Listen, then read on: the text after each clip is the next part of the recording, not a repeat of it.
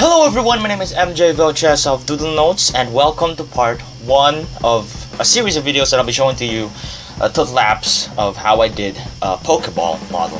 And I'm saying TutLapse because this is not the usual tutorial, or this is not the usual time-lapse. I mean, it's actually a time-lapse, and then as it goes, I'm just going to be explaining to you how I did stuff. So yeah, that's why it's a TutLapse. But yeah, in this part I'll be showing to you the modeling stage of how I model the Pokeball. And this Pokeball is actually fully rigged. It's rigged, you can open and close it, you can animate it, and it has the interior textures too.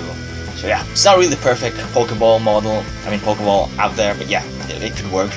And I only use Blender internal because I'll be sharing to you my gear soon, so that you'd understand why I have to render it in internal and not in cycles. So yeah, its difficulty level is intermediate because you need to be able to know what buttons to push to understand what's happening here. Despite the fact that I'm explaining, I'm probably gonna miss some parts, but yeah, that is all the things that I'm gonna be telling you. So yeah, let's just do this. So yeah, before starting with the modeling, I'm just gonna show you right here the reference that I'm gonna be using. I don't know who really made it. I tried to go to that link right there at the bottom right corner. It didn't work, but yeah, whoever did this, thank you. I can't find you anymore, so I'm sorry if I'm using this, but yeah, that would be the reference. Yeah, let's do this. Let's get started. The first thing that I did is delete the default cube. So yeah, and then I used a UV sphere. Set the rings to 10 and the segments to 20, size to 0.064 meters. That's actually like 2 point something inches. And I tried to do that based on the reference, just trying to make it accurate in the size as well in the real world. I don't know why I'm doing that, but I'm making it a practice every time I model to make them just the right size, like their actual size in the real world if they exist. But yeah.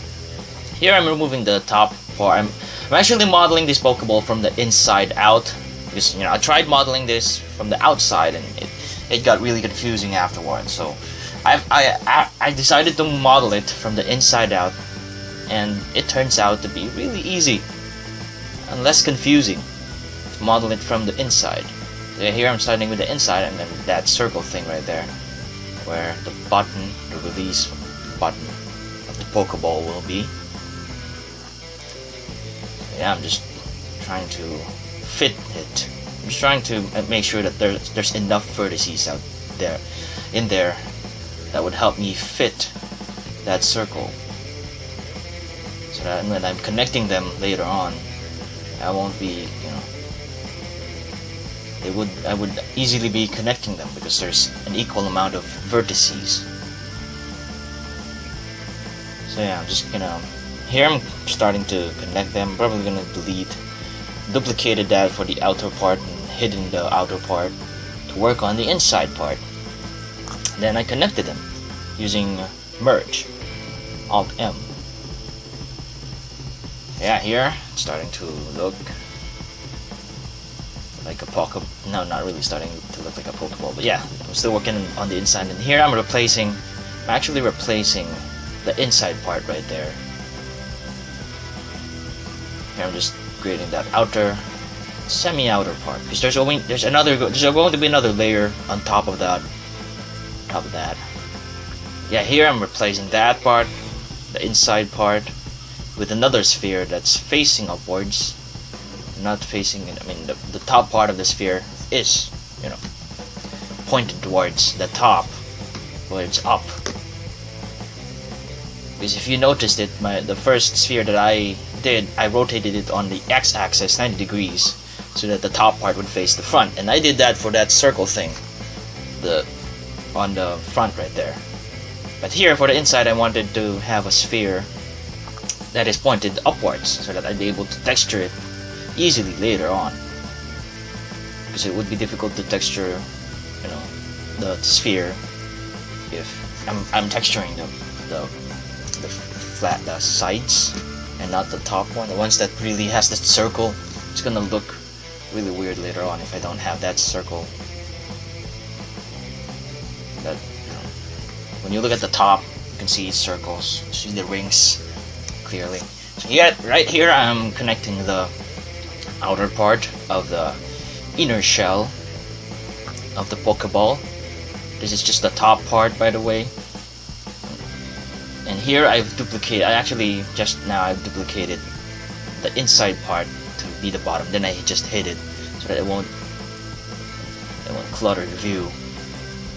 So here, right here, I'm just closing things up, closing the gaps to finalize the inner top shell. Just putting some face on them, pressing F. And here you can already see the inner shell, the top inner shell.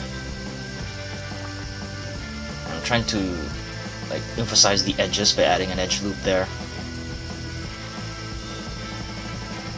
But yeah, and that's it. That's the top shell, and I'm just completing some edge loops to make the model looking nice. And then there, I'm starting with the bottom shell, starting from the inside out still, and just making sure. Here I just added an outer layer. An outer layer of the shell.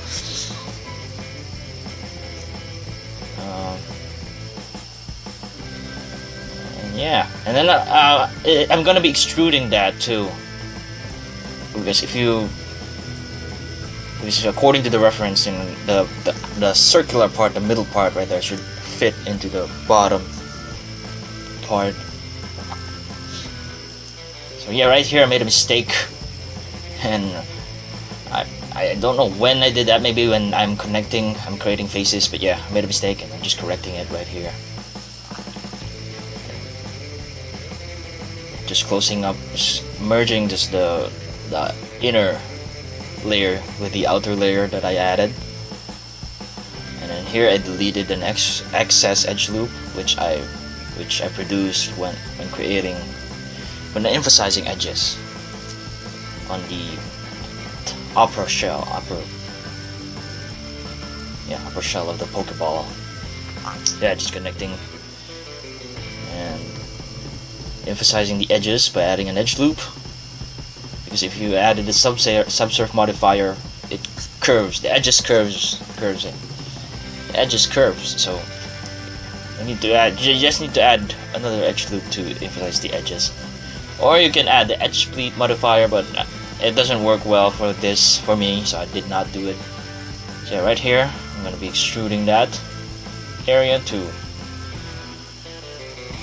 make the bottom shell fatter, and to also add that detail right there where the circular part, middle part right there would fit into the.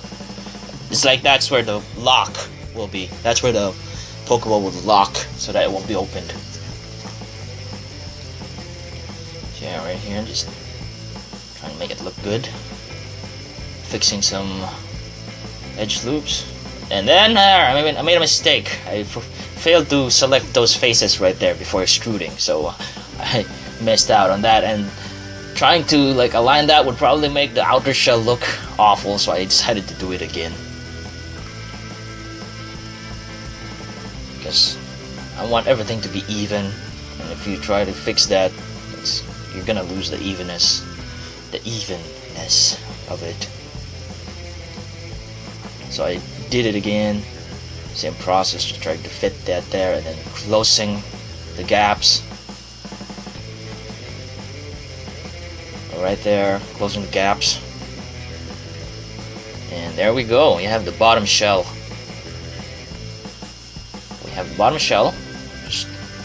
Just emphasizing the edges there, right there. And then we are almost done with the model. We have the bottom shell complete. Now we just have to. Here I'm moving the top part of the bottom shell to create that space on the middle of the Pokeball, the black part. The Pokeball has, has that space on the middle, right? The black part, and that's what I'm doing right now. I'm creating that space, adjusting the circular part right there to fit the upper circular part. And there I'm gonna be extruding that part. I should have done that before I added the edge loop that emphasizes the edges, but you really forget some things sometimes when modeling, and in order to make it a habit, you need to like do it again. So yeah, here I'm trying to figure out how I'm gonna extrude that part, because that part would be the black part, the middle part. Yeah, I'm trying to figure it out. Here I extruded it to hit the bottom part, and then I figured I made a mistake right there, because that's the part that I probably merged accidentally. But here I'm just correcting it quickly. An easy correction. No need to freak out or something. But yeah, just correcting some mistakes here. And there, it's corrected. Now we can move on to continue the extrusion of that middle part right there. Extruded it to hit the bottom shell, removing some faces which you won't need, and then I'd be closing the gap later on, removing some faces. And here I'm just trying to figure out how I'm going to do it, and then figuring it out, moving that part right there, adding an edge loop to fit. Actually, don't need to add edge loop because there's already a vertex there and they're already equal in number. That's why you have to make sure that if you're adding a circle, it needs to like have the equal amount of vertices to the sphere or anything that you're connecting it to. That's one of the things that you need to make sure, because later on you're gonna find it difficult to connect them both. But yeah, there you can already see how it works. I slightly opened the Pokeball right there to demonstrate what I'm trying to achieve. But yeah, there I'm creating the final piece of the puzzle, the outer layer of the Pokeball, the red part. Just extruding that bottom part right there towards the inside of the top shell right there, the inner top shell. Just the bottom part, not the whole thing, because you won't really, you don't really need to do that, extrude the whole thing, just the top shell, just to cover that connection right there at the bottom. Yeah, right here I'm creating the button that you need to push to open the Pokeball, the lock switch. I think that's what it's said in the reference. But yeah, right here the Pokeball is complete, and that's the end of it. That's the modeling part. Next one would be the texture on the next part of this video. So yeah, thank you so much for watching. Hopefully you've learned something from this, or you got something from this. The main purpose of the TutLapse videos is actually not to really teach you something, but to just show you my methods of doing things, and hopefully you're gonna get something from it. You're gonna learn something. So yeah, if you want to watch how I model TutLapse of me out, just click that annotation right there on the bottom part. If you want to watch, I'm gonna be using this Pokeball on an animation, and I'm gonna be putting up a link right there on the annotation once it's up. So yeah, also the Pokeball model is free for download. Again, it's free for download. You can find the link in the description below. You can examine it yourself or use it on an animation. Just don't forget to share it to me afterwards. I want to see what you're gonna be able to do with this Pokeball model. Share it on my Facebook page, facebook.com/doodlenotes, right there, or on my Twitter, or on Google+. Just explore the social media sites. Share your outputs of the Pokeball right there. I want to see them. So yeah, don't hesitate or consider subscribing if you want to see more Doodle Note stuff, or if you want to be notified when the next video is going to be up.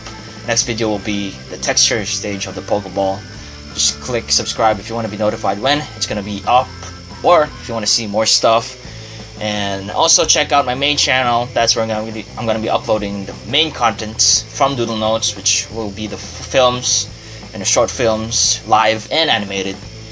And yeah, just explore the main channel if you want to see those stuff. But yeah, that's all. My name is MJ Vilches of Doodle Notes, bringing forth awesomeness, glorify the awesome. Over and out.